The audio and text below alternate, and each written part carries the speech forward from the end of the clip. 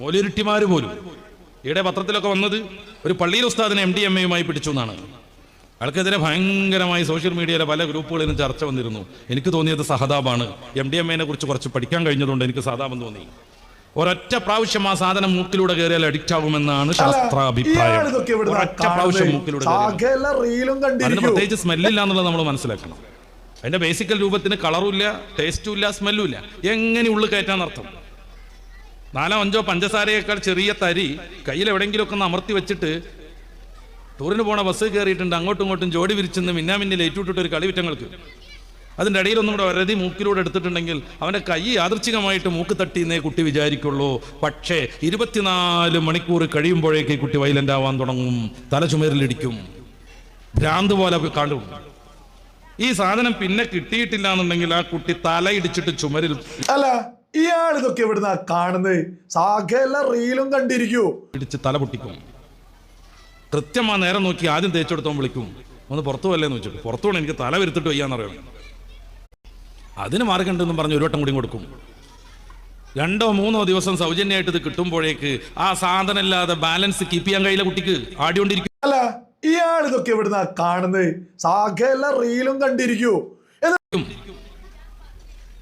മാരകമായ മയക്കുമരുന്നുകളുടെ അഡിക്റ്റുകളായാൽ ഉമ്മ ദ്വേർന്നിട്ട് വല്യമ്മ ദ്വേർന്നിട്ട് രക്ഷപ്പെട്ടാലല്ലാതെ, ഓൻ്റെ പഴയ ഉസ്താദിനെ കണ്ടിട്ട് ദ്വേർക്കാൻ പറഞ്ഞപ്പോൾ മൂപ്പരാൾ ദ്വേർന്നിട്ട് രക്ഷപ്പെട്ടാതല്ലാതെ ഒരു മരുന്ന് കൊണ്ടും അവനെ രക്ഷപ്പെടുത്താൻ സാധ്യമല്ല നിലവിൽ.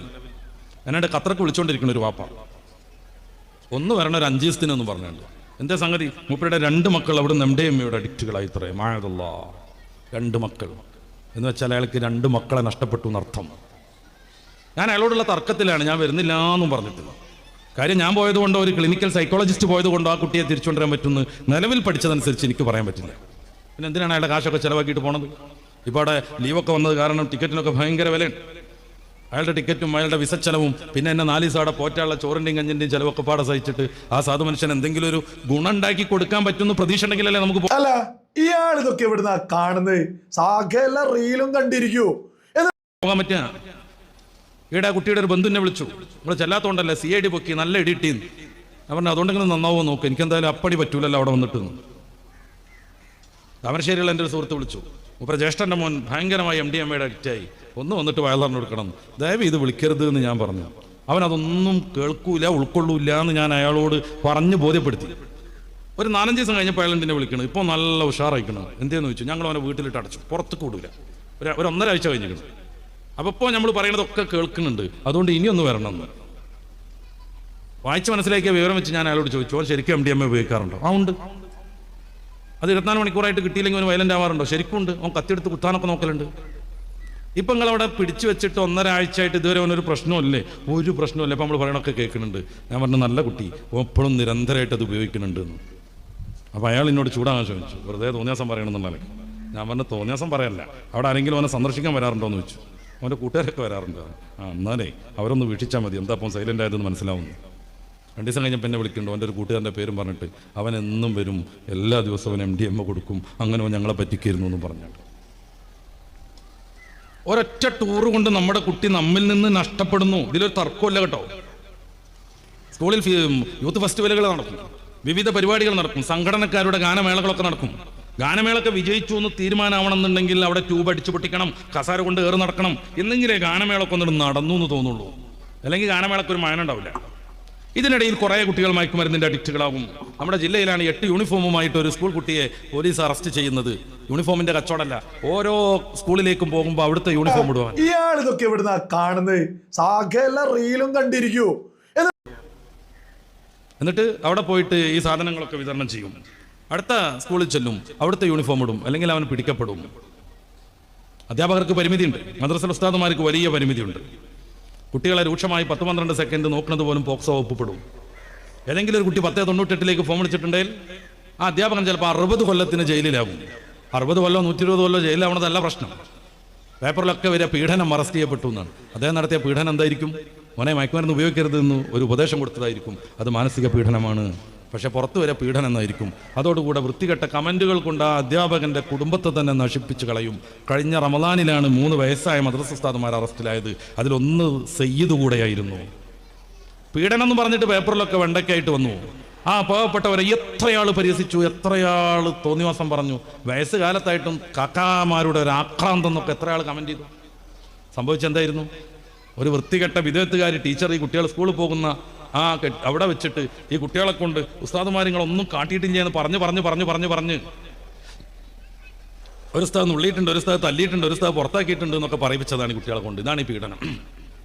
ശരിക്കും വേണ്ടത് അവളത് ഹെഡ്മാഷിക്ക് റിപ്പോർട്ട് കൊടുക്കുകയാണ്. അവൾ അതല്ല ചെയ്തത്. അവളുടെ ഭർത്താവാകുന്ന മൗലവിക്ക് വിളിച്ചു.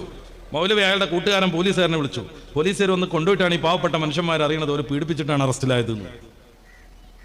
അവർ പീഡിപ്പിച്ചിട്ടാണ് അറസ്റ്റിലായതെന്ന് അവരറിയണത് പോലും, അവരുടെ കുടുംബം അറിയണത് പോലും പേപ്പറിൽ പീഡനം എന്നും പറഞ്ഞിട്ട് റിപ്പോർട്ട് വരുമ്പോഴായിരിക്കും.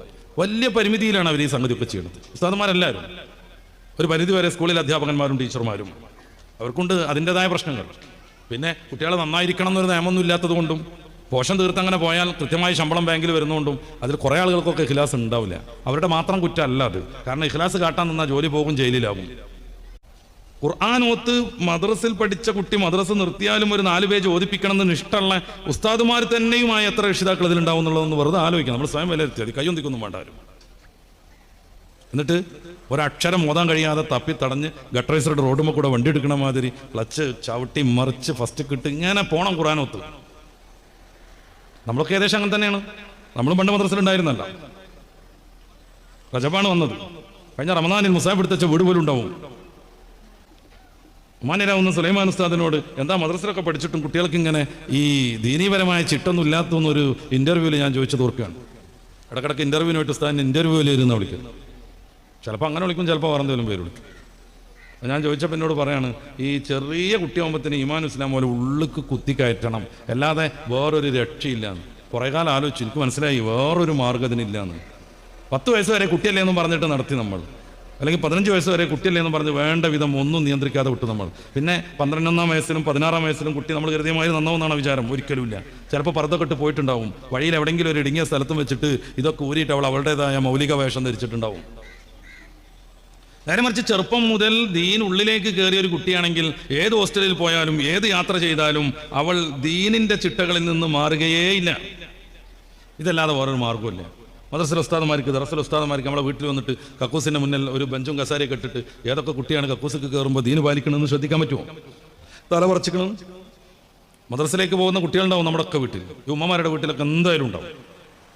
ആ കുട്ടി കക്കൂസിലേക്ക് കയറുന്ന സമയത്ത് ഇടതുകാല് മുന്നിൽ വെക്കണമെന്ന് പഠിക്കുകയും ആ ചോദ്യത്തിന് 100% മാർക്ക് നേടുകയും ചെയ്ത കുട്ടിയായിരിക്കും. പക്ഷെ അവൻ ഇതുവരെ അത് ശ്രദ്ധിച്ചിട്ടുണ്ടാവില്ല. അത് നടത്തേണ്ടതാരാണ്? ചെറുപ്പം മുതൽ കുട്ടികളുടെ ഉള്ളിലേക്ക് ഈമാനും ഇസ്ലാമും കുത്തിവെക്കേണ്ടതാരാണ്? രക്ഷിതാക്കൾ മാത്രമാണ്, പ്രത്യേകിച്ച് ഉമ്മമാർ. ഞാനൊരു പുരുഷ മേധാവിത്വം പറയല്ല. പാപ്പന്മാർ പലപ്പോഴും പുറത്തായിരിക്കും, സാധുമാരാണെങ്കിൽ തന്നെ ആഴ്ചയിലോ മാസത്തിലോ ഒക്കെ ആയിരിക്കും വരിക. എപ്പോഴും കുട്ടികളെ ശ്രദ്ധിക്കാനും കുട്ടികളുടെ കാര്യം നിയന്ത്രിക്കാനുമുള്ളവർ ഉമ്മമാരാണ്. ആ ഉമ്മമാർക്ക് ദീനീപരമായ സ്പിരിറ്റ് ഉണ്ടായാൽ ആ വീട് നന്നാവും, ആ കുട്ടി നന്നാവും. അല്ല, ഇയാൾ ഇതൊക്കെ എവിടുന്നാ കാണുന്നത്? സകല റീലും കണ്ടിരിക്കൂ. ഉമ്മ തഹജ്ജുദ് നിസ്കരിക്കുന്നത് കണ്ടുണരണം കുട്ടികൾ. ഉമ്മ ഖുർആൻ ഓതുന്നത് കേട്ടുണരണം പെൺകുട്ടികൾ. ഉമ്മയുടെ നല്ല ശൈലികൾ പഠിക്കാനാവണം കുട്ടികൾക്ക്. അങ്ങനത്തെ ഉമ്മ കൂടുതൽ വഴുതു പറയേണ്ടി വരില്ല. ഉമ്മനേരാവുന്ന ഓക്കസ്താദ് വല്ലാതൊന്നും വഴുതു പറഞ്ഞിട്ടില്ല എന്നാണ് വായിച്ച അനുഭവം, കേട്ട അനുഭവം. ഒരു വേദിയിൽ ഉഗ്രമായൊരു പ്രഭാഷണം അവിടുന്ന് നടത്തിയത് നമ്മുടെ പരിചയത്തിലില്ല. മുതാലിമീങ്ങളോടും ഗൗരവത്തിൽ എന്തൊക്കെയോ പറഞ്ഞ് ഉപദേശിച്ച ശീലമില്ല. കുഞ്ഞു കുഞ്ഞു വർത്തമാനങ്ങൾ പറഞ്ഞാൽ മതി. ആ വർത്തമാനം കൊണ്ട് 300-400 കുട്ടികളുള്ള ദർസ് ശാന്താവും. ഈടെ ഉസ്താദിന്റെ പേരിൽ ഇറങ്ങിയ പുസ്തകം എഡിറ്റ് ചെയ്യാൻ വേണ്ടി കുറേ പേജുകൾ, ഏകദേശം അവസാന പേജ് വരെ ഞാനും കൂടിയിട്ടുണ്ട്. അന്ന് പഠിച്ച കുറേ ഉസ്താദിന്റെ സ്വഭാവ രീതികളുണ്ട്. വലിയ മൂല്യരട്ടികളൊക്കെ അല്ലാതെ ഭക്ഷണം കഴിക്കാൻ പോവുകയാണെന്ന് സെക്രട്ടറി വന്ന് ഉസ്താദിനോട് കംപ്ലൈന്റ് പറയുന്ന ഒരു രംഗമുണ്ട് അതിൽ പറയുന്നത്. സെക്രട്ടറി വിചാരിച്ചു കാണും കുട്ടികളൊക്കെ വിളിച്ചിട്ട് ഉസ്താദ് 4 പൊട്ടിക്കും, നന്നായിട്ട് വഴക്ക് പറയുന്നത്. ഉസ്താദ് പറഞ്ഞത് അവരൊക്കെ വലിയ കുട്ടികളല്ലേ, അതാതിൻ്റെ മഹത്വം ഓൽക്ക് അറിയായിരിക്കുമല്ലോ. 2 രീതിയിലാണ് അത് പ്രതിഫലിക്കുക. സെക്രട്ടറിക്ക് മനസ്സിലായി അതൊക്കെ അറിയായിരിക്കുമല്ലോ, പിന്നെ അവർ പോണത് വേറെ എന്തെങ്കിലും പ്രശ്നം കൊണ്ടായിരിക്കും, ദൂരക്ക് പോകേണ്ടി വരും. 10-300 കുട്ടികൾ പഠിക്കുമ്പോൾ ചിലവീട് കുറേ ദൂരമായിരിക്കും. പോലെ ചെല്ലണുണ്ടാവും പോണ പോക്കിലും വരുന്ന വരവിലും ഒക്കെ. മുത്താലിമീങ്ങൾക്ക് വല്ലാത്ത പാടായി. ഇതുവരെ ഉസ്താദ് നമുക്ക് പഠിപ്പിച്ചെന്നതാണ്.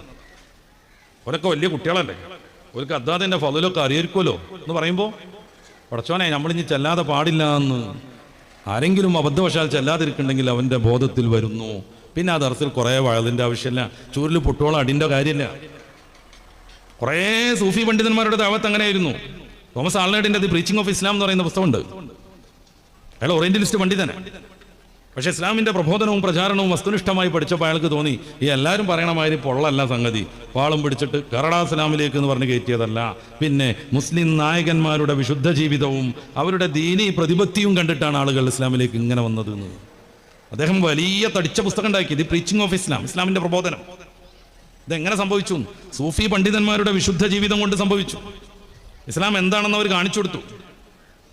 ചില മഹാന്മാർ, പൂർവികരാകുന്ന മഹാന്മാരുടെ കാലിനടിയിൽ ചെരുപ്പിന് ചുവട്ടിൽ കുതിരച്ചാണകമാകുന്നത് കൊണ്ട് ഒരു കുടുംബവും ഒരു ഖബീല മൊത്തം ഇസ്ലാമിലേക്ക് വരുന്ന അനുഭവം പോലുണ്ട്. ഇമാം അബൂ ഹനീഫത്തുൽ കൂഫി റഹ്മഹുല്ലാ, അവിടുത്തെ കാലിന്റെ മുതിയടിക്ക് താഴെ കുതിരന്റെ ചാണകമായി ചാണകത്തിൽ ചവിട്ടി. സ്വാഭാവികമായിട്ട് നമ്മളൊക്കെ ചെയ്യണത് പോലെ ഒരു കല്ലിൽ ഇതിങ്ങനെ അടിച്ച് കുടഞ്ഞ് തെറിപ്പിക്കാൻ ശ്രമിച്ചു മഹാൻ. ഒരു കഷ്ണം ചാണകം അടുത്തുള്ള മജൂസിയുടെ മതിലിൽ പറ്റിപ്പിടിച്ചു, അബദ്ധവശാൽ. ഇമാം അബൂ ഹനീഫ റളിയല്ലാഹു അൻഹു ആ ചാണകം അയാളുടെ മതിലിൽ നിന്നൊരു കോലെടുത്തിട്ട് ചുരണ്ടിക്കളഞ്ഞു. ചാണകത്തോടൊപ്പം ഇത്തിരി മണലും മണ്ണും വീണുപോയി. അപ്പം അബൂ ഹനീഫ ഇമാം റളിയല്ലാഹു അൻഹു തൻ്റെ സേവകരിൽപ്പെട്ട ഒരാളെ പറഞ്ഞയച്ചിട്ട് അയാളോടൊന്ന് വരാൻ പറയുമെന്ന് പറയാണ്. ഈ മജൂസി ആണെങ്കിലോ അബൂ ഹനീഫ തങ്ങളിൽ നിന്ന് പൈസ കടം വാങ്ങിയിട്ട് കുറേ ഡേറ്റ് തെറ്റിച്ചിട്ട് മുങ്ങി നടക്കുന്ന ഒരാളായിരുന്നു. മൂപ്പര് പേടിച്ചു. പരിവാര സമേതം വന്ന് അബൂ ഹനീഫ ഇമാം എൻ്റെ പൈസ തിരിച്ചു വാങ്ങി എന്തൊക്കെയോ ചെയ്യാൻ വന്നതാണെന്ന് ഇയാൾ പേടിച്ചു. ഇനി രക്ഷയൊന്നുമില്ല, വല്ല ചെന്നു വല്ല വിതുറും പറയാൻ നിർത്തിയിട്ട് അയാൾ അങ്ങനെ പതുങ്ങി വന്ന് അബൂ ഹനീഫ തങ്ങളോട് ഞാൻ പിന്നെ ഒരു പൈസ പിന്നെ അപ്പത്തിൻ്റെ മോളെ ആശുപത്രി ഒരു മകളെ പ്രസവം എന്നൊക്കെ പറയാൻ വന്നതായിരിക്കും മൂപ്പര്. അബൂ ഹനീഫ പറഞ്ഞു അതൊന്നുമല്ല പ്രശ്നം, ഇങ്ങനെ ഒരു സംഭവം ഉണ്ടായി, നിങ്ങൾ പൊരുത്തപ്പെട്ട് തരണം. ആ മനുഷ്യൻ അവിടെ നിന്ന് വേർക്കുകയാണ്. ആ മനുഷ്യൻ അവിടെ നിന്നിട്ട് വിഷമിക്കുകയാണ്. ഞാൻ പൈസ കൊടുക്കാനുള്ളതും പലപ്പോഴും പറ്റിച്ച് മുങ്ങിയതൊന്നല്ല ഇപ്പോൾ മൂപ്പര പ്രശ്നം. ഇത്തിരി ചാണകം എൻ്റെ മതിലുമായിട്ട് അത് മാന്തി കളഞ്ഞ സമയത്ത് ഇത്തിരി മണ്ണ് വീണു പോയതാണ്. ഈ ഒരു വിശുദ്ധിയിലേക്ക് മഹാത്മാവിനെ നയിച്ചൊരു ആദർശം ഉണ്ടല്ലോ. അദ്ദേഹം അവിടെ വെച്ച് ഇമാം അബൂ ഹനീഫ കൂഫി തങ്ങളുടെ കൈപിടിച്ച് ഇസ്ലാമിലേക്ക് വരുന്നു. അദ്ദേഹത്തിൻ്റെ ഭാര്യ വരുന്നു, മാതാപിതാക്കൾ വരുന്നു, സേവകന്മാർ വരുന്നു, പണിക്കാർ വരുന്നു. ഒരു സംഘം ഇസ്ലാമിലേക്ക് കടന്നു വരുന്നു. മഹാനായ അബൂ ഹനീഫത്തുൽ കൂഫി തങ്ങളുടെ ചെരുപ്പിന് ചുവട്ടിൽ ചാണകമായതുകൊണ്ട് അബൂ ഹനീഫ ഇമാം തങ്ങളവിടെ 4 ദിവസത്തെ വാഴ്ന്നു വെച്ചു, 2 ദിവസത്തെ ഖണ്ഡനം വെച്ചു, അവസാനം സമാപനമായിട്ടൊരു വമ്പിച്ച സംവാദം മുഖാമുഖമൊക്കെ വെച്ചോ. അതൊന്നും മോശമാണെന്നൊന്നുമല്ല ഞാൻ പറയണത്. കുഞ്ഞു വർത്താനം, ചെറിയ പ്രവർത്തനം, അതുകൊണ്ട് ധാരാളം ആളുകൾ ഇസ്ലാമിലേക്ക് കടന്നു വന്നു. അബൂ ഹനീഫ മരണപ്പെട്ടിട്ട് 10 ലക്ഷമാണോ 12 ലക്ഷമാണോ ആളുകൾ അവിടെ ഒരുമിച്ച് കൂടിയത് എന്ന് ചരിത്രത്തിൽ ചെറിയ തർക്കം നടക്കുന്നുണ്ട്. 10 ലക്ഷം ആളുകൾ വാട്സാപ്പിൽ വന്നിട്ടില്ല ഇമാം അബൂ ഹനീഫത്തുൽ കൂഫി അന്തരിച്ചു, വഫാത്തായി, മരണപ്പെട്ടു എന്നും പറഞ്ഞിട്ട്. ഇന്ന സമയത്ത് മയ്യത്തെടുക്കുന്ന പറഞ്ഞ ഓട്ടോറിക്ഷയിലൂടെ അനൗൺസ് ചെയ്ത് പോയിട്ടില്ല. കമ്മ്യൂണിക്കേഷൻ എക്യുപ്മെന്റ്സ് വികസിച്ചിട്ടേ ഇല്ല. കാതോരം ആ ദുഃഖവാർത്ത പടർന്നു പിടിച്ചു. കേട്ടവർ അബൂ ഹനീഫത്തുൽ കൂഫി തങ്ങളുടെ ജനാസ സംസ്കരണത്തിന് അപ്പോഴേ പുറപ്പെട്ടു. മഹാലക്ഷങ്ങൾ ഒരുമിച്ച് കൂടിയ ഈ മഹാത്മാവിന്റെ ചൈതന്യം ക്രിസ്ത്യാനികൾക്കൊക്കെ മനസ്സിലായി. 10,000-കണക്കിന് ആളുകൾ അബൂ ഹനീഫ തങ്ങൾ മരിച്ചു കിടക്കുന്നിടത്ത് ആൾ കൂടിയത് കണ്ട് ഇസ്ലാമിലേക്ക് വന്നു. ഈ ഒരു ജീവിതം മാതാപിതാക്കൾക്ക് സാധ്യമാണെങ്കിൽ അബൂ ഹനീഫ ഇമാം തങ്ങളെ പോലത്തെ വലിയ ആലിമാവണമെന്നൊന്നുമല്ല. രാജാക്കന്മാർ ചരിത്രത്തിൽ വിപ്ലവം സൃഷ്ടിച്ചവരുണ്ട്. കാക്കിദ് ദഹ്ലവി തങ്ങൾ മരിച്ചു, അവിടുന്ന് വസിയത്ത് ചെയ്തിരുന്നു എൻ്റെ മയ്യത്ത് നിസ്കരിക്കേണ്ടത് 40 വർഷം സുബഹിയുടെ ഫസ്റ്റ് ജമാഅത്ത് പള്ളിയിൽ വെച്ച് ഖളാ ആകാതെ നിസ്കരിച്ച ആളാണ് എന്ന്. വല്ലാത്തൊരു ടാസ്ക്കാണ്. 40 വർഷം സുബഹിയുടെ ജമാഅത്ത് പള്ളിയിൽ പോയിട്ട് 1-ാം ഘട്ടത്തിൽ നിസ്കരിച്ച ആളാവണം എൻ്റെ മയ്യത്തിന് ഇമാം നിൽക്കേണ്ടത്. വലിയ ശിഷ്യന്മാരുണ്ട്, സൂഫി പ്രമുഖരുണ്ട്, പണ്ഡിതന്മാരുണ്ട്, മഹത്തുക്കളുണ്ട്. മയ്യത്ത് നിസ്കരിക്കേണ്ട സമയം എല്ലാവരും മെല്ലെ ബാക്കിലേക്ക് നിന്നു. അവരെ കുറ്റപ്പെടുത്തിയിട്ട് കാര്യമില്ല. 40 വർഷം ദീർഘമായൊരു പീരീഡാണ്. ശരിക്കും വിചാരിച്ചാൽ മനുഷ്യ സഹജമല്ലെന്ന് നമുക്ക് തോന്നും. ആരും ഉമാമത്തിക്കാനില്ല, മയ്യത്ത് അവിടെ അങ്ങനെ വെച്ചിരിക്കുന്നത്. പൊട്ടിക്കരഞ്ഞുകൊണ്ട് ഒരാൾ വന്നു, ഉൽത്തുമിഷ് രാജാവ്, ഞാനും എൻ്റെ റബ്ബും മാത്രം ഉണ്ടായിരുന്ന ഒരു സ്വകാര്യം ഇതാ പരസ്യമാകാൻ പോകുന്നു. അദ്ദേഹം ഇമാമത്ത് നിന്നിട്ട് മയ്യത്ത് നിസ്കാരം നിർവഹിക്കുന്നു. 40 വർഷം സുബഹിയുടെ 1-ാം വഖത്തിലെ 1-ാമത്തെ ജമാഅത്ത് പള്ളിയിൽ നിന്ന് മുടക്കാത്ത രാജാവ്. ഫാത്തിഹുൽ ഹിന്ദ് എന്നാണ് ദഹബി ആഫിലുൽ ദഹബി സിയറിൽ മഹാനായ മുഹമ്മദുൽ ഗസ്നിയെ കുറിച്ച് പരിചയപ്പെടുത്തുന്നത്. അദ്ദേഹത്തിൻ്റെ സ്വലാത്തുൽ ഗസ്നവിയ നമുക്ക് സെർച്ച് ചെയ്താൽ കിട്ടും. ഒന്ന് യൂട്യൂബിലോ ഫേസ്ബുക്കിലോ ഒക്കെ ഒന്ന് വെറുതെ സെർച്ച് ചെയ്ത് നോക്കിയാൽ നിങ്ങൾക്ക് കിട്ടും. സ്വലാത്തുൽ ഗസ്നവിയ. അദ്ദേഹം സ്വലാത്ത് ചൊല്ലി പള്ളിയിൽ ഇരുന്ന് ഉച്ച കഴിഞ്ഞ് ളുഹ്ർ നിസ്കരിച്ചേ പൊരുള്ളൂ എന്ന് വന്നപ്പോൾ ഭരണം താറുമാറാവാൻ തുടങ്ങി. സ്വലാത്തിനെ പ്രണയിച്ച് നിബിധങ്ങൾ ഇഷ്ടപ്പെട്ട് സ്വലാത്ത് ചൊല്ലി അങ്ങനെ ഇരിക്കും മുഹമ്മദുൽ ഗസ്നി. ഭരണം ഡിസോർഡറായി. ഒരു പള്ളിയിൽ നിന്ന് വരണമെന്നുണ്ടെങ്കിൽ ളുഹ്ർ കഴിയണം, സുബഹിന്റെ മുന്നേ പോയിട്ട്. ആ ഘട്ടത്തിലാണ് മഹാനുഭാവൻ അള്ളാഹിന്റെ റസൂലിനെ സ്വപ്നം കാണുന്നതും റസൂൽ തങ്ങൾ ഈ ഒരു സ്വലാത്ത് നിർദ്ദേശിക്കുന്നതും. കുറേ ചൊല്ലി സമയം കളയേണ്ട, അത് ചൊല്ലിയാൽ മതി, ലക്ഷക്കണക്കിന് സ്വലാത്ത് ചൊല്ലി ഇതിന്റെ പുണ്യം ഉണ്ടാവും എന്ന് പറഞ്ഞു കൊടുക്കുന്നതും. അപ്പോൾ വലിയ ആലിം നിരയിൽ ശ്രദ്ധേയരായവരാവണം എന്നൊന്നുമില്ല, ദീനിന്റെ ചൈതന്യം ഉൾക്കൊണ്ട് ഉഷാറാവാൻ. എന്നാണ് ഞാൻ 1-2 ഉദാഹരണങ്ങൾ പറഞ്ഞത്. നമ്മുടെ വീട്ടിൽ നമ്മുടെ മക്കൾ നമ്മൾ കരുതിയതുപോലെ നടക്കണം എന്നുണ്ടെങ്കിൽ തീർച്ചയായും നമ്മൾ മാതൃകായോഗ്യരാവും. നമ്മൾ മുത്താലിമീങ്ങളുടെ ദർസിലെ ചിട്ട നമ്മൾ അന്വേഷിച്ച് പഠിക്കണം. വീട്ടിലെത്തുമ്പോഴും അവർ അവ്വിധം തന്നെ നടത്തണം. തഹജ്ജുദ് നിസ്കരിക്കുന്ന ദർസിൽ ലീവിന് വീട്ടിൽ കുട്ടി വരുമ്പോൾ തഹജ്ജുദ് നിസ്കരിക്കാത്ത സുഖം അനുഭവിക്കാൻ പറ്റില്ല. അതൊരു സുഖമൊന്നുമല്ല, നല്ല മുത്താലിങ്ങൾക്ക് അത് സുഖമായിട്ട് തോന്നില്ല. അപ്പം എന്ത് ചെയ്യണം? മാതാവും പിതാവും നേരത്തെ എണീക്കണം, അവരെ നിസ്കാരം കഴിഞ്ഞിട്ട് മുലിയറ്റിനെ വിളിച്ചുണർത്തണം. അപ്പോൾ വീട്ടിലിങ്ങനെ നിന്നാൽ കുറച്ചും കൂടി പോച്ച് കിടക്കാന്നുള്ള വിചാരം ഉണ്ടാവില്ല. എങ്ങനെയെങ്കിലും മുങ്ങണം, ഞാനിവിടെ കുടുങ്ങിപ്പോയി എന്ന് തോന്നൂല. വീട്ടിൽ പോയാലും ഇതൊക്കെ തന്നെയെന്ന് അവന് മനസ്സിലാവും.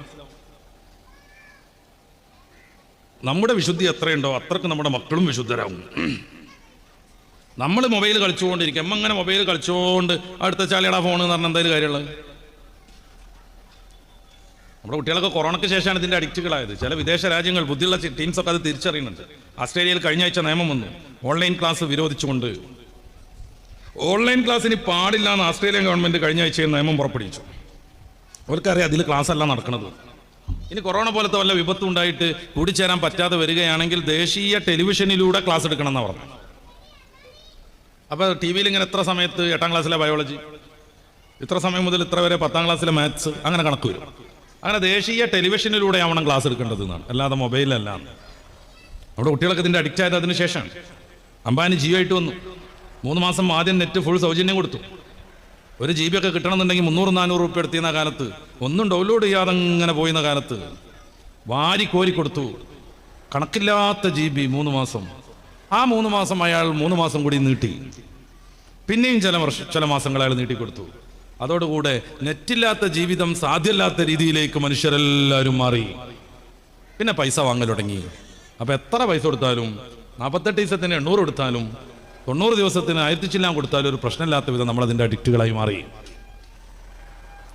ഇതെല്ലാ തോന്നിവാസികളുടെയും ഒരു അല്ല, ഇയാൾ ഇതൊക്കെ എവിടുന്നാ കാണുന്നത്? സകല റീലും കണ്ടിരിക്കൂ. ബഹുമാനപ്പെട്ട ഹാഫിദ് മസ്ഊദ് സഖാഫി ഉസ്താദ് ഗൂഡല്ലൂർ ചെറിയ വയസ്സുള്ള 3 മക്കളെ പിതാവല്ലേ. കാറിന്റെ മുകളിൽ ബോനറ്റിൽ എഴുതി വെച്ചുപോയി ഉപ്പച്ചി മരിച്ചു. നിങ്ങളൊന്ന് ആലോചിച്ച് നോക്ക്. ഉപ്പച്ചി മരിച്ചു എന്ന് പറഞ്ഞിട്ട് ബാപ്പ മരിച്ചതിനെ കുറിച്ച് എഴുതി വെച്ചുപോയി.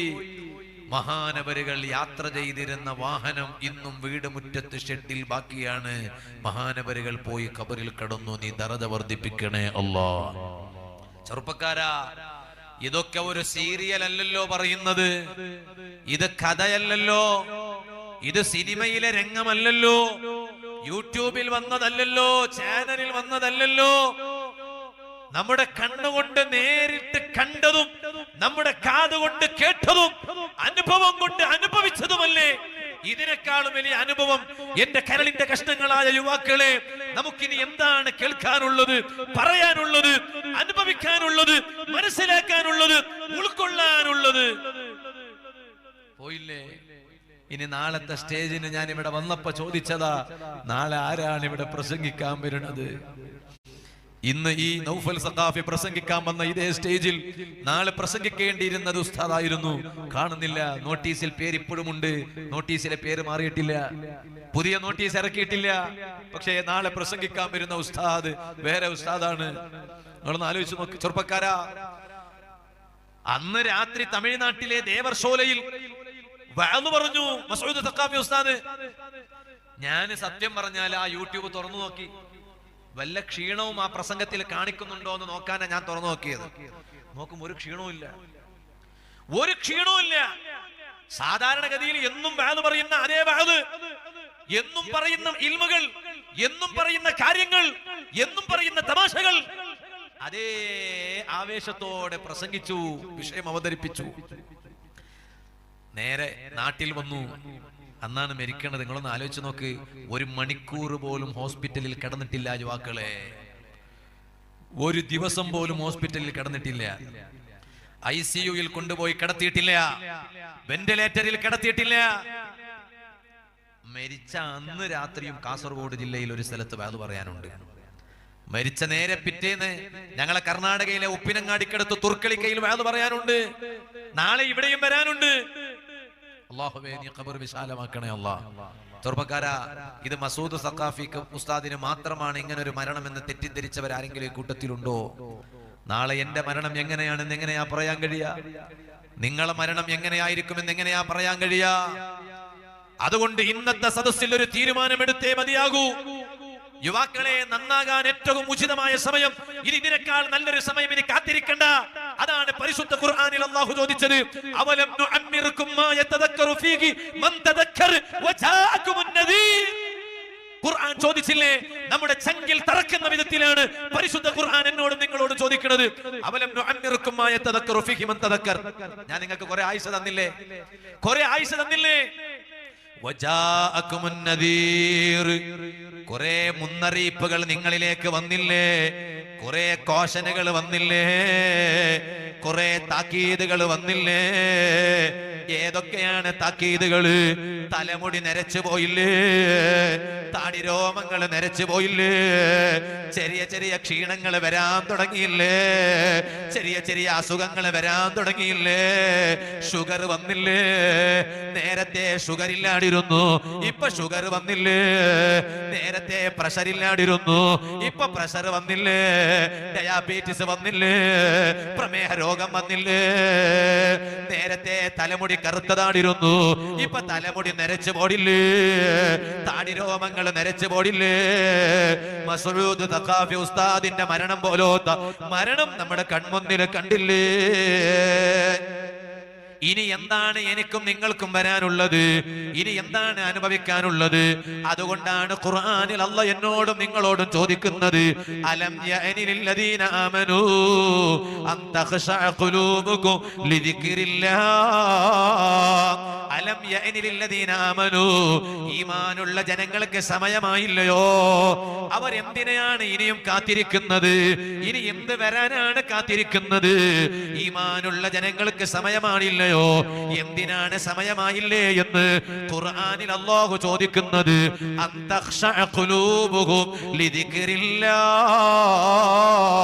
അല്ലാഹുവിനെ ഓർത്തുകൊണ്ട് കരയാൻ സമയമാണില്ലയോ?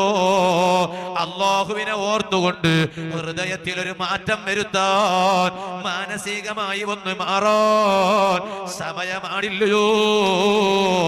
ചങ്കിൽ തറക്കുന്ന ചോദ്യമല്ലേ പ്രിയപ്പെട്ട ശബ്ദം ശ്രവിക്കുന്ന ഈമാനുള്ള യുവാക്കള്, മരക്കപ്പുറത്തിരുന്ന് ബാധ കേൾക്കുന്ന ഈമാനുള്ള സഹോദരിമാര്, എന്നോടും നിങ്ങളോടും അല്ലാഹു തആല ചോദിക്കുന്നത്, അതിന് നന്നാകാൻ ഏറ്റവും പ്രാപ്തമായ നേരത്താണ്, ഏറ്റവും ഉചിതമായ സമയമാണ് ഞാനും നിങ്ങൾ ഈ മജ്‌ലിസിൽ ഒരുമിച്ച് കൂടിയിട്ടുള്ളത്.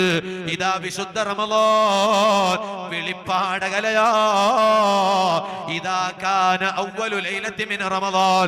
ചെറുപ്പക്കാരാ, കാത് തന്നിട്ട് വേല കേൾക്കണ്ട, ചെവിട് തന്നിട്ട് വേല കേട്ടതുകൊണ്ട് കാര്യമില്ല, മനസ്സ് തന്നിട്ട് വേല കേട്ടോ. ഹബീബായ നബി സല്ലല്ലാഹു അലൈഹി വസല്ലം തങ്ങൾ പറയാണ്, ഇദാ കാന അവ്വലു ലൈലത്തിൻ മിൻ റമളാൻ. റമളാനിലെ ആദ്യത്തെ രാവായാൽ, റമളാനിലെ ആദ്യത്തെ രാവായാൽ നാദാ മുനാദിൻ, ഒരു മലക്ക് ഇങ്ങനെ വിളിച്ചു പറയുകയാണ്.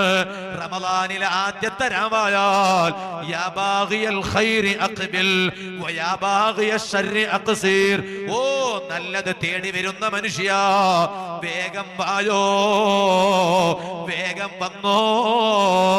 നല്ലത് തേടിയിട്ട് വരുന്ന മനുഷ്യ, ഇതിനേക്കാളും നല്ലത് ചെയ്യാൻ ഇനി വേറെ ഒരു സമയമില്ല. അതുകൊണ്ട് വേഗം വന്നോ, നന്നാകാൻ അവസരം ഉപയോഗപ്പെടുത്തിക്കോ. എന്നിട്ട് ആ മലക്ക് വിളിച്ചിട്ട് പറയാണ്, ഓ തെറ്റുകളുടെ പിന്നാലെ പോകുന്ന മനുഷ്യ, ആ തെറ്റുകൾ കഴിവിന്റെ പരമാവധി നിർത്തൽ ചെയ്തോ. എന്തിനാണ് റമളാനിന്റെ ആദ്യത്തെ രാവിലെ മലക്കുകൾ ഇങ്ങനെ വിളിച്ചിട്ട് എന്നെയും നിങ്ങളെയും ഉണർത്തുന്നത്? എന്തിനാണ്? പറയട്ടെ മുസ്ലിമേ, നന്നാകാൻ ഇതിനേക്കാൾ ഉചിതമായ വേറെയൊരു നേരമോ വേറെയൊരു സമയമോ ഒരു മുസ്ലിമായ ആണിനോ ഒരു മുസ്ലിമത്തായ പെണ്ണിനോ വേറെയുണ്ടെന്ന് സ്വപ്നം കാണേണ്ടതില്ല. ഇനി എപ്പോ നന്നാണ്? ഇനി എപ്പോ നന്നാന്നേ? നിസ്കരിക്കാത്തവൻ നിസ്കാരം തുടങ്ങുന്നപ്പോ അല്ലേ? ലഹരി ഉപയോഗിക്കുന്നത്, ലഹരി നിർത്തുന്നത് എപ്പോ? ആഘോഷങ്ങളൊക്കെ ആഭാസങ്ങളാക്കി മാറ്റിയെടുക്കണതൊക്കെ നിർത്തുന്നത് എപ്പോ? എപ്പോഴാ ഇതൊക്കെ നിർത്തുന്നത്? ഇനി എപ്പോഴാണ് അല്ലേ മരിക്കണത്? അള്ളാഹു ഞങ്ങൾക്ക്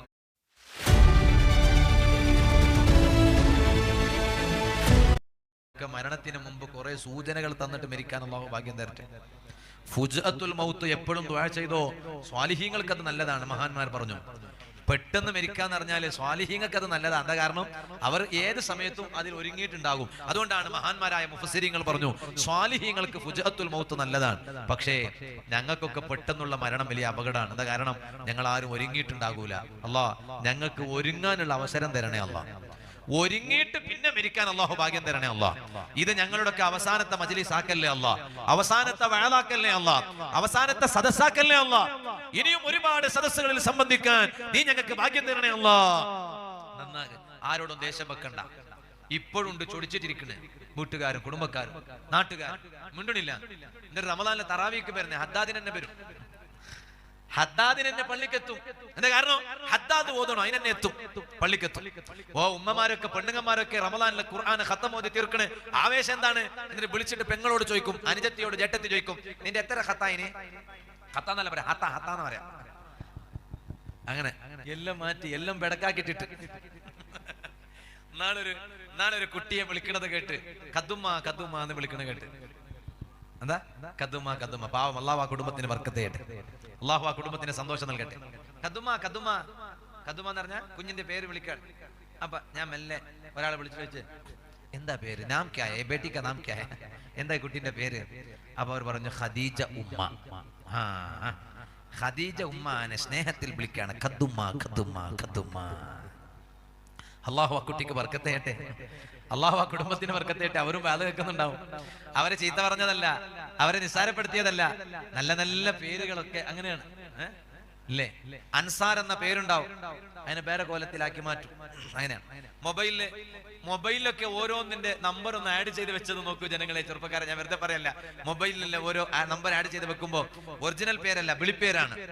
ഞാനത് വേണ്ടാന്നൊന്നും പറയല്ല, എന്നാലും ഈ പേരുകൾ അതുകൊണ്ടാണ് ഖത്മിനെ ഹത്മുനാക്കി, ഇഷാഇനെ യസൗനാക്കി. ചില സ്ഥലത്ത് യസൗ നിസ്കരിക്കൂ പള്ളിക്ക് പോയിട്ട് പണ്ട യസൗ ഏത് അങ്ങനത്തെ ഒരു നിസ്കാരം. അത് ഇഷാ നിസ്കാരത്തെ കുറിച്ച് പറയാണ്, യസൗ നിസ്കാരം. ഇരിക്കട്ടെ, ഞാനിപ്പോ അതിലേക്ക് കിടക്കണില്ല. അത് പേരുകളെ മാറ്റുന്നതിന്റെ ഒരു ഇതാണ് ഞാൻ പറഞ്ഞു വന്നത്. ഞാൻ എന്താ പറഞ്ഞെന്താ പറയും, അതിന് മുമ്പ് എന്തോന്ന് പറഞ്ഞു, അതിന്റെ ഇടയ്ക്ക് ഇപ്പൊ ഇങ്ങോട്ട് മാറിയത്. വേം പറയും, ഇപ്പൊ ഞാൻ നിർത്തും. ഒന്ന് പറഞ്ഞ് ശേഖരിക്കുക. അള്ളാഹു ബർക്കത്ത് ചെയ്യട്ടെ, അള്ളാഹു സന്തോഷം തരട്ടെ. എന്തോ ഒരു പ്രധാനപ്പെട്ട ഒരു വിഷയം ഞാൻ പറഞ്ഞതാണ്, അതിന്റെ ഇടയ്ക്ക് മാറിയതാ. നിസ്കരിക്കാത്തവൻ നിസ്കാരം തുടങ്ങണം. അങ്ങനെയാണ്. പെണ്ണുങ്ങന്മാരൊക്കെ വിളിച്ചു ചോദിക്കും, എത്ര ഹത്തായി? എത്ര ഹത്തുമായി? എല്ലാത്തിലും ഉഷാറാണ്. ഇപ്പോഴും മിണ്ടാട്ടാണ്. കുടുംബത്തിൽപ്പെട്ട പലരോടും മിണ്ടണില്ല. ഓനൊക്കെ നോമ്പ് റമദാൻ ഒരു മാസമല്ല, മൊത്തം വർഷം, അതായത് 12 മാസവും ഓൻക്ക് റമദാന് കിട്ടിയിട്ട് കാര്യമില്ല. റമദാന് ഒരു മാസമല്ല, 12 മാസവും ഓൻക്ക് റമദാന് കിട്ടിയെന്ന് കരുതാ. ഓൻക്ക് അല്ലാഹു തആല മൊത്തം റമദാൻ ആക്കി കൊടുത്തു, എന്നിട്ടും കാര്യമില്ല. കാരണം മിണ്ടണില്ല. കുടുംബത്തോട് പിണങ്ങി നിൽക്കുന്നവൻ, അയൽ വീട്ടുകാരോട് പിണങ്ങി നിൽക്കുന്നവൻ, നാട്ടുകാരോട് പിണങ്ങി നിൽക്കുന്നവൻ, അത് എന്തിന്റെ പേരിലാകട്ടെ, എന്തിന്റെ പേരിലായാലും പറ്റിക്കണവൻ ഓൻ പറ്റിച്ചിരിക്ക. പൈസ പറ്റിച്ചിട്ടുണ്ട്, ആരോടോ പൈസ വാങ്ങിയിട്ട് ആ പൈസ മുക്കിക്കളഞ്ഞു. എന്നിട്ടിപ്പോ പള്ളിയിൽ വന്നിട്ട് തറാവീഹ് നിസ്കരിച്ചിട്ട് ദ്വാരക്ക, ഉസ്താദ് പള്ളിയിൽ നിന്ന് ദ്വാരക്കാണ്. അല്ലാഹുമ്മ ഇന്ന ലക ഫീ കുല്ലി ലൈലത്തിൻ മിൻ ലയാലി ശഹരി റമളാന ഉതഖാഅ വതുലഖാഅ വഖുലസാഅ വഉമനാഅ മിനൻ നാർ. അല്ലാഹുവേ, റമളാനിന്റെ എല്ലാ രാത്രിയിലും നീ എത്രയോ ആളുകളെ നരകത്തിൽ നിന്ന് മോചിപ്പിക്കുകയാണല്ലോ. അതുകൊണ്ട് ഉതഖാ വതുലഖാ വഖുലസാ വഉമനാ മിനന്നാർ ഇജഅൽനാ മിൻ ഉതഖാഇക വതുലഖാഇക വഖുലസാഇക വഉമനാഇക മിനന്നാർ. ആ നരകത്തിൽ നിന്നുള്ള മോചിതരിൽ എന്നെ നീ പെടുത്തണേ അല്ലാഹ് എന്ന് പള്ളിയിലെ ഉസ്താദ് റമദാനിൽ അങ്ങ് ദുആ ചെയ്യുമ്പോ ആ ഇമാമായ ഉസ്താദിന്റെ ബേക്കിൽ നിന്നിട്ട് കണ്ണുനീരിറ്റിച്ച് ആമീൻ പറയുന്ന മുസ്ലിമേ, ആ കണ്ണുനീര് ഇറ്റുന്നതിന് മുമ്പ് നീ ചെയ്യേണ്ട ഒരു സംഗതി ചെയ്യാൻ മറന്നു പോകരുത്. ആരെ പൈസയാടാ നീ മുക്കിക്കളഞ്ഞത്? ആരെ പൈസയാടാ നീ തിന്നു തീർത്തത്? ആരെയാടാ നീ പറ്റിച്ചത്? ഏതോ ഒരു പാവം മനുഷ്യൻ നിന്റെ കയ്യിൽ തന്ന പൈസ നീ മുക്കിക്കളഞ്ഞില്ലേ? അവനെ വേദനിപ്പിച്ചില്ലേ? നീ അവനോട് പോയി പൊരുത്തപ്പെടിപ്പിച്ച് നിന്നെ കൊണ്ട് കഴിയുമോ പൈസ കൊടുക്കാൻ കൊടുക്ക്. ഇല്ലെങ്കിൽ നീ അവന്റെ മുന്നിൽ കീഴടങ്ങണോ? നീ ന്യായീകരിച്ച് നടക്കണ്ട, നീ വീമ്പളക്കിയിട്ട് നടക്കണ്ട, നീ കമന്റ് അടിച്ച് നടക്കണ്ട. കമന്റ് അടിക്കാൻ ആർക്കും കഴിയൂ. എടാ മാന്യത വേണ്ടടാ ചങ്ങായി. എന്നിട്ട് നിന്റെ തൊപ്പിക്കെന്താ നില? നിന്റെ താടിക്കെന്താ വില? മാന്യത വേണ്ടേ? ഏതോ ഒരുത്തന്ന് പൈസ എടുത്ത് തിരിച്ചു കൊടുക്കണില്ല. എർമാജി എന്താ അവിടെ എടുത്തത്? നിങ്ങൾ പൈസ എടുത്തിനാ? ഇല്ലല്ലേ? അള്ളാഹു ബർക്കത്തെ. ഞാൻ വരും ഇൻഷാ അല്ലാഹ്. എർമാജി ദൂരെ ഇങ്ങനെ കൈഭാഷാക്കി സംസാരിക്കണം. അത് പുറക്ക് പോവാന് അതിനെ നല്ല കട്ടൻ കാപ്പി ആക്കി വെച്ചാൽ മതി. അള്ളാഹു ബർക്കത്തെ. കൊടകത്തെ കട്ടൻ കാപ്പി, പാല് വേണ്ട, മധുര കുറച്ച മതി. ഞാൻ പറഞ്ഞ വിഷയം മറക്കണ്ട. ഞാൻ പറഞ്ഞു തന്നത്. എന്നിട്ട് പൈസ വാങ്ങിട്ട് തിരിച്ചു കൊടുക്കണില്ല. എന്നിട്ട് ഈ യഥാർത്ഥ അവകാശം പോയി ചോദിക്കുമ്പോ ഇല്ല എന്ന് പറയും. രണ്ടാമതായി ചോദിക്കുമ്പോ ഓൻ ഭയങ്കര വീമ്പളക്കാണ്. ഓന്റെ ഒരു തൊളിക്കട്ടി നോക്ക് നിങ്ങള്. എന്താ വീമ്പളക്കണെന്ന് അറിയോ? ശരിക്കും കേക്ക്. ഞാൻ തരുന്നില്ല, ഞാൻ തരുന്നില്ല, നിനക്ക് എന്താക്കാനാണ് ആക്കിക്കോ, ഞാൻ നോക്കുന്നേ. ഉളുപ്പുണ്ടോ ചങ്ങായി നിനക്കൊക്കെ? എന്തിനാടാ നീയൊക്കെ അള്ളാന്റെ ഭൂമിയിൽ ഭാരമായിട്ട് ജീവിക്കണം? നിനക്ക് പോയിക്കൂടെ? ഞാനിത് വെറുതെക്കല്ല പറയണത്. വാങ്ങിയ പൈസ മാന്യമായി തിരിച്ചു കൊടുക്കാൻ കഴിയണോ എന്നാ കളിപ്പിക്കരുത്. കൊടുക്കണം. അത് നിനക്കും നിന്റെ കുടുംബത്തിനും നല്ലതല്ല. അവന്റെ കണ്ണുനീരും അവന്റെ ശാപണ്ടല്ലോ നിനക്ക് തട്ടും. പിന്നെ നിനക്ക് ക്യാൻസർ വരും. അള്ളാഹു കാക്കട്ടെ. വെറുതെക്കല്ല ഇത് വരണത്. ഇനി ഒരു നിലക്കും കൊടുക്കാൻ കഴിയണില്ലേ? അറ്റ്ലീസ്റ്റ് നീ സമ്മതിക്കണ്ടേ ഉസ്താദേ? സമ്മതിക്കണ്ടേ? ഒന്ന് അവന്റെ മുന്നിൽ പോയിട്ട്, അവനൊരു മനുഷ്യനാണ്, അവനൊരു മനുഷ്യനാണ്, അതുകൊണ്ട് അവന്റെ മാനവികത ഉണ്ട്. അതുകൊണ്ട് അവന്റെ മുന്നിൽ പോയിട്ട് നീ പോയി പറയണം. ഒന്നിരുത്തിയിട്ട് പറയണം, ഇക്കാ ഞാന് നിങ്ങൾക്ക് പൈസ തരാനുണ്ട്, അത് ഹക്കാണ്. പക്ഷേ ഞാൻ ഇങ്ങനെ കുടുങ്ങിപ്പോയി, എന്ത് ചെയ്യണമെന്ന് എനിക്ക് കഴിയില്ല, അറിയില്ല. അതുകൊണ്ട് ദയവ് ചെയ്ത് എന്താണ് തരാൻ പറ്റുമെങ്കിൽ ഞാൻ കഴിവിന്റെ പരമാവധി ശ്രമിക്കും.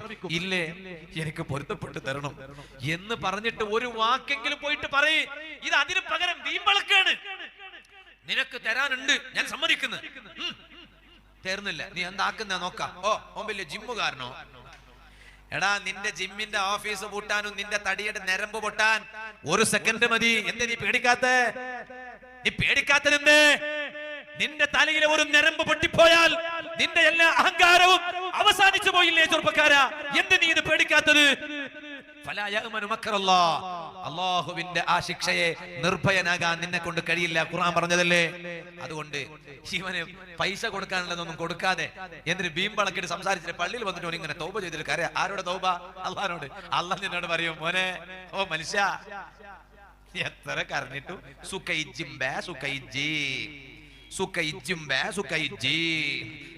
कोई भी फायदा नहीं है, रोते हैं ना, रोते हैं ना, कोई भी फायदा नहीं है, खुदा ताला फरमाता है. അല്ലാഹ് പറയാണ്, കരയണേ എന്നും ഫായിദ.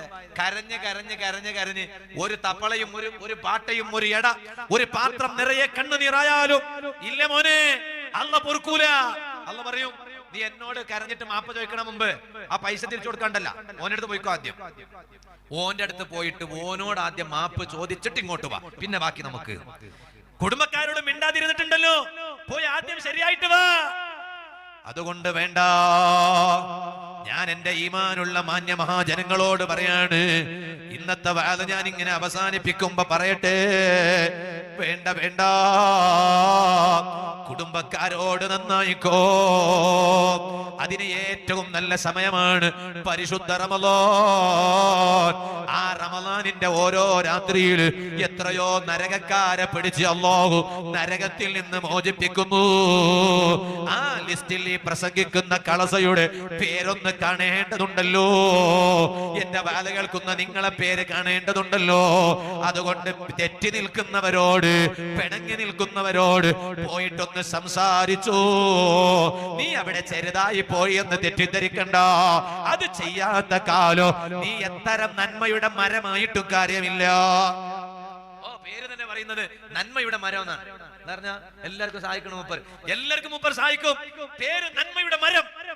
നന്മയുടെ മരമായിട്ടൊന്നും കാര്യമില്ല. കുടുംബക്കാരോട് പിണങ്ങിയിട്ട് എല്ലാരോടും നല്ല സ്നേഹത്തിലാണ്, കുടുംബക്കാരോട് പിണക്കമാണ്. ഞാൻ വല്ലാഹി സുമ്മ വല്ലാഹി ഇത് ടൈം പാസിന് വേണ്ടി പറയല്ല, വേറെ മാറ്റർ ഇല്ലാത്തത് കൊണ്ട് പറയല്ല. ഇപ്പൊ കുടുംബക്കാരോട് മിണ്ടിയിട്ട് ശരിയാകണില്ലേ, ഇനി നിനക്ക് ശരിയാകാൻ അല്ലാഹു വേറൊരു ആയുസ് തരൂല, ഉറപ്പാണ്. അതുകൊണ്ട് ഒരാളോട് പിണങ്ങണ്ട, ഉറപ്പിക്കോ. ഈ സമയത്ത് നീ പിണങ്ങിയിട്ടുള്ളവരെ ഒന്ന് മനസ്സിലേക്ക് കൊണ്ടുപോവാ. ചിലപ്പോ അവന്റെ കാരണം കൊണ്ടാണ് പിണങ്ങിയിട്ടുള്ളതെങ്കിലും അപ്പൊ നമ്മൾ ന്യായം പറയും, ഓനല്ലേ ആദ്യം അങ്ങനെ ആക്കിനെ, ഓ ഇങ്ങോട്ട് വരട്ടെ.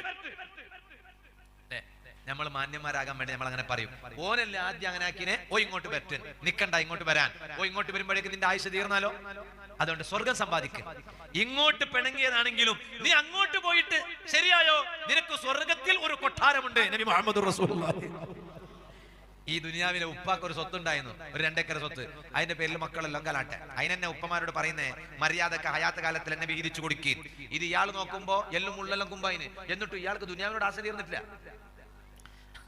ഇയാൾ ഹജ്ജിക്ക് പോലും പോയിട്ടില്ല. അപ്പോ എന്തിന് ഹജ്ജിന് പോയി വരുമ്പോഴേക്ക് പുള്ളെല്ലാം വീതിച്ചെടുക്കുമായിരുന്നു പേടിച്ചിട്ട്. എന്നിട്ട് ഹജ്ജിന് പോലും പോയിട്ടില്ല ഈ കാക്ക. വയസ്സാം കാലത്ത് ഇനി എന്താകാനാണ്, എല്ലാം തീർന്നില്ല, ഇനി എന്തിനു ദുനിയാവ്. അതുകൊണ്ടാണ് ഹയാത്ത് കാലത്ത് തന്നെ വീതിച്ചു കൊടുക്കുക മക്കൾക്ക്. അല്ലെങ്കിൽ അവര് പിണങ്ങും, ഉറപ്പാണ്. കാരണം ഇന്ന് ദുനിയാവ് എന്ന് പറഞ്ഞാലോ പണത്തിന്റെ പിന്നിൽ പോകുന്ന കാലമോ. പാപ്പാ എഴുതി വെച്ചോ, ഞാനിത് വെറുതെ പറയുകയല്ല, ടൈം പാസിന് വേണ്ടി പറയുകയല്ല. ഇന്ന് സ്നേഹബന്ധങ്ങൾക്ക് നിലയും വിലയുമില്ല. പൈസത്തിന്റെ കെട്ടിനാണ് ഇന്ന് വിലയുള്ളത്, സ്നേഹത്തിനും ബന്ധത്തിനും നിലയും വിലയുമില്ല. അത് ചേട്ടനാണോ അനുജനാണോ കാണൂല. കണ്ടില്ലേ ഇന്നൊരു ചെറുപ്പക്കാരന് 23 വയസ്സുള്ള ഞങ്ങളെ കൗമിലാണ് പെട്ട ചെറുപ്പക്കാരൻ. ആ ചെറുപ്പക്കാരൻ സ്വന്തം ഉമ്മാമാനെ കൊന്നില്ലേ, സ്വന്തം അനുജനെ കൊന്നില്ലേ, സ്വന്തം കൂടപ്പറപ്പിനെ കൊന്നില്ലേ. ചങ്ങാതിമാര്, ഇവിടെ സ്നേഹബന്ധത്തിന് വിലയുണ്ടോ? ഇല്ല, സ്നേഹബന്ധത്തിന് വിലയില്ല. ഇവിടെ ബന്ധങ്ങൾക്ക് വിലയില്ല. ഇത് ആഖിറുസ്സമാനാണ്. ഇവിടെ വിലയുള്ളത് പൈസക്കാണ്. അതുകൊണ്ടാണ് ലോക നേതാവായ റഹ്മത്തുൽ ലിൽ ആലമീൻ സയ്യിദുൽ വറാ നബി മുഹമ്മദുർ റസൂലുള്ളാഹി സ്വല്ലല്ലാഹു അലൈഹി വസല്ലമ തങ്ങൾ എന്നോടും നിങ്ങളോടും പറഞ്ഞില്ലേ, ഇന്നി അന ഫറതുകും അലൽ ഹൗദ്. ഇതാ ജനങ്ങള്, നിങ്ങളെ എല്ലാം ഞാൻ ഹൗദുൽ കൗസറിന്റെ അരികിൽ കാത്തിരിക്കുന്നു. ആ ഹൗദുൽ കൗസറിന്റെ അരികിലേക്ക് നിങ്ങളൊന്ന് എത്തിച്ചേരണേ. ആ ഹൗദുൽ കൗസറിന്റെ അരികിൽ നിങ്ങളെ ഞാൻ ഇതാ കാത്തിരിക്കുകയാണ് എന്ന് പറഞ്ഞതിന് ശേഷം ഹബീബായ നബി സല്ലല്ലാഹു അലൈഹി വസല്ലമ തങ്ങൾ അവിടുന്ന് പറയുകയാണ്, ഇന്നി ലാ അഖാഫു അലൈക്കും അൻ തുശ്രികൂ ബഅദി. എനിക്ക് ശേഷം നിങ്ങൾ എല്ലാവരും ഇസ്ലാമിൽ നിന്ന് തെറിച്ചു പോകുന്നത് ഞാൻ പേടിക്കുന്നില്ല. നിങ്ങൾ എല്ലാവരും ഇസ്ലാമിൽ നിന്ന് പുറത്തു പോകുന്നത് ഞാൻ പേടിക്കണില്ല. അതേ സമയത്ത് ഞാൻ പേടിക്കുന്ന ഒരു കാര്യം, എന്റെ ഉമ്മത്തുകളുടെ മേൽ ഞാൻ പേടിക്കുന്ന ഒരു കാര്യമുണ്ട്. അതെന്താണെന്നറിയുമോ? അതേ ദുനിയാവ് നിങ്ങൾക്ക് മുന്നിൽ വിശാലമാക്കപ്പെടുകയാണ്. പണ്ട് ഞങ്ങൾ കണ്ട ദുനിയാവല്ല, ഇന്നത്തെ ദുനിയാവ് വിശാലമോ.